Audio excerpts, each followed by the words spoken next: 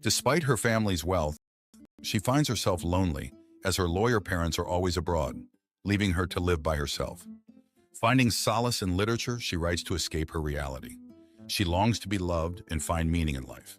Recommended by her best friend Winnie, Cairo attends Mr. Jonathan Miller's creative writing class.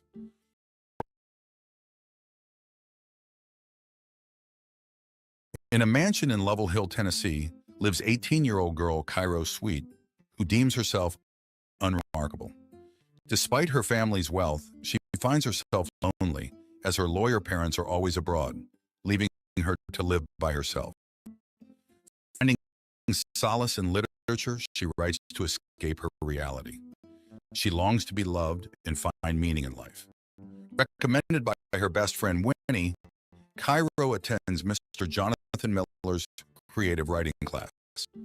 Arriving early, Cairo gets acquainted with Jonathan, who's surprised to learn that she had read all 12 books in his list. Winnie arrives, and after some banter with Jonathan, she and Cairo head out to get something to eat. While out, Jonathan approaches Cairo's desk that she has a copy of Under the Roofs of Paris, an erotic book by Henry Miller. Boris Fillmore, a baseball team coach who's also Jonathan's best friend, enters the room to bring him food and finds him reading the book. Aware of its contents, Boris teases him.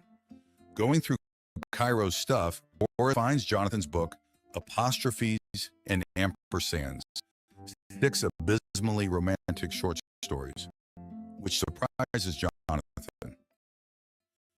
Jonathan tells his wife Beatrice about Cairo, who checked out his book. Beatrice, who's a more successful author than Jonathan, fails to properly engage in a conversation with him as she constantly gets a call from her agent, Amy. Giving her some space, Jonathan walks out of the room and briefly picks up his book, which he entirely dedicated to Beatrice.